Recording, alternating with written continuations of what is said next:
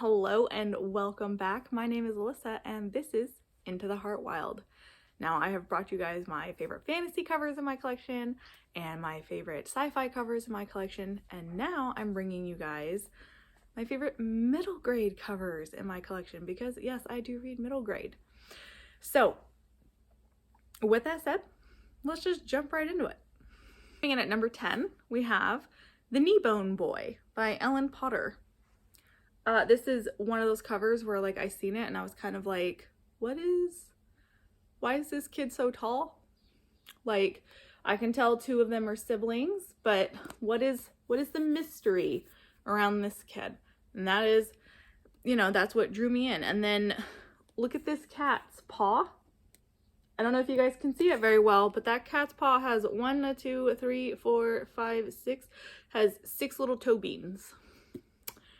6, 7, hold on a second. 1, 2, 3, 4, 5, 6, it has 7. I can't count. It has 7, and then its little face is all kind of like squinting. I don't know. And if you look closely here, there's a freaking kid in the tree. When I initially bought this, I was like, oh, look at these 3. Are those feet? There's feet. It tripped me up the first time that I seen it. I was like, oh, what is that? Because I was so hyper focused on this that I didn't notice that. So number 10, The Kneebone Boy. I just realized the back gives you a lovely close-up. We discovered that together. Coming in at number 9, we have Wicked Knicks by Lena Coakley, illustrated by Jamie Zollers. This, because I have read this, it's very short. It's super cute. We've got the kid up in the tree. We've got this house. We've got this forest. Once you read the story, it's one of those covers that just connects and makes sense. And I love it. I like the illustration style. Like, it has like that kind of whimsical feeling to it, which is also very fitting. And then when you look on the back, there's more. We've got the big giant green man, and then we've got a forest. Like, it all speaks. And then, like I said, once you read it, you're like, this entire picture makes sense. Coming in at number 8, we have Oddity by Eli Brown. This was one of those ones where every time I see it, I'm like, that's really pretty. And we've got our character. They've got a snake coming around here, a rooster. There's a doll, a spilled cup, a matchstick, and a watch. And then there's more on the back, other little things too. And it just, like, it catches your attention and it makes you wonder, like, what is happening in this book. And I do have to say that every time my sisters have come over to either hang out with me or help me try and organize my bookcases, they have always been like, this cover's really pretty. This book is really pretty. This is a really pretty book. So I'm not alone in thinking that this is just really pretty. And I like the brown with the beige, the off-white, whatever you want to call it. I like the simplicity of the color scheme too. Coming at number 7, we have the Wingfeather Saga, Book 3, The Monster in the Hollows.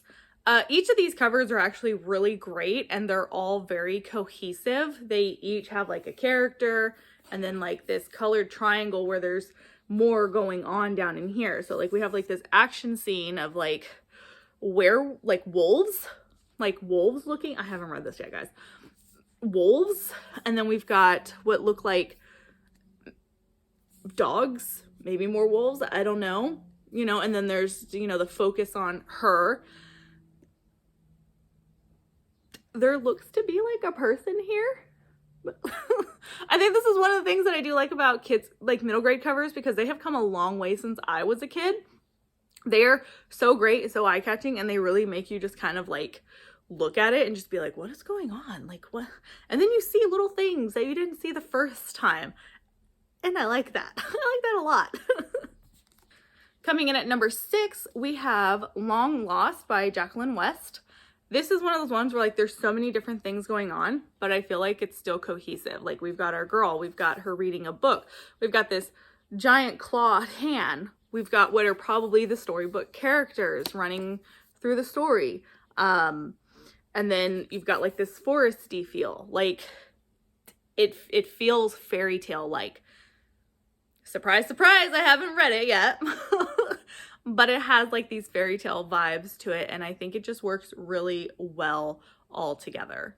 Coming at number 5, we have Ava Evergreen, The Semi-Magical Witch by Julie Abe. If this doesn't scream Kiki's Delivery Service, then you haven't seen Kiki's Delivery Service.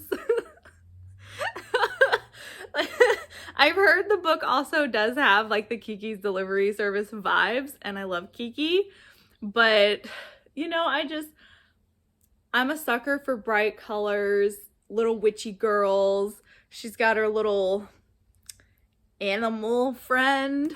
I just noticed, where is he? There's a kid in the window.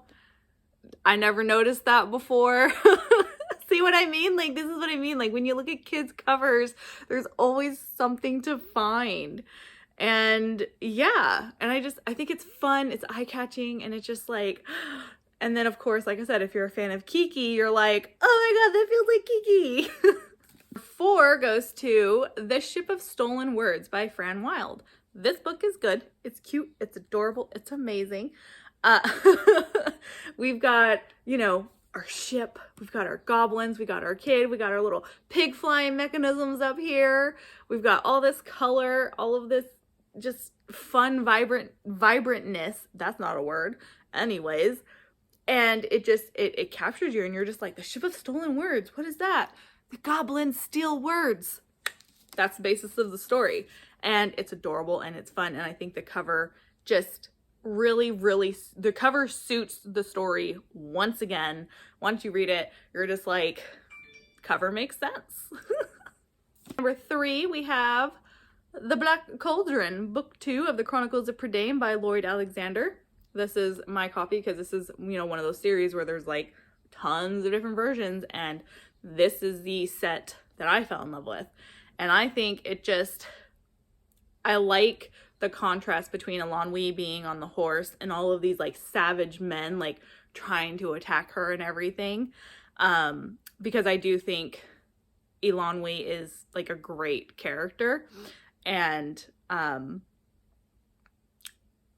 I think this like portrays her being like that strong vibed character that she has. But I really like the stark contrast, and I like how much she stands out against everything else. Like when you look at it, you immediately focus on her and the horse because they're so predominantly more vibrant than the rest of the picture. And I think that works in its favor. And out of the set, because, you know, they have the whole set here, it is the one for me that like really catches my eye. And I think it is because of the red hair, the white outfit, the white horse. Like, it's just like, boom, look at this. And I like that. And at number 2, we have Cathedral Bones by A.J. Steiger. I'm sorry if I said that wrong. It's again another cover that really like speaks. Like you've got first you've got your 2 people here walking. Are those tentacles coming out from underneath her cloak? Do what? You know, we've got this lady over here riding a horse. We've got this frog on a bicycle. This guy is riding a bull. Like, what like it just, you got this little guy. It just, it has all these different vibes. And then you've got like the city behind it and everything. And honestly, when I first looked at it, I have actually never read anything by H.P. Lovecraft. Surprise, surprise. But I know the themes and the general ideas that go on with Lovecraft's work, and you know, I see it all the time, like, oh, this is Lovecraftian inspired and blah blah blah blah blah blah. And that was honestly the vibes that I did get from this cover, was like the HP Lovecraft kind of thing, and it is actually very apparent in the story. So if you like that, that's cool. But yeah, the cover is just, it's fun, it talks, it speaks, it's got so many different things to like focus on, and you're just like, what is going on? What is going on in this world, in this city that looks like it's underground? Like, what is this? And at number 1 is Sky Song by Ava Evergreen. This is just beautiful. When you look at like the color combination, the scenery, you're just like, oh, look at these kids in their little flying contraption going to this dangerous looking mountain that's possibly in the snow. Is that what's going on? You know, like it questions you. But my biggest appeal is just the overall entire illustration and the colors, and it's just, it's pretty, it's beautiful. Like I remember seeing it on the shelf and I was just like, I've never heard of you, but you're coming home with me. And it's because of this cover. So it's just pretty. It's just, that always ends up being like why something is my favorite, is because it's just very pretty. So that is my top 10 favorite covers that are in my middle grade collection. So if you guys like this, you know, leave comments or anything. I know I don't really have too many followers that are into middle grade, but who knows, maybe I'll get some new ones from this. But yeah, if you liked this video, leave some comments and stuff down below, and I will see you next time.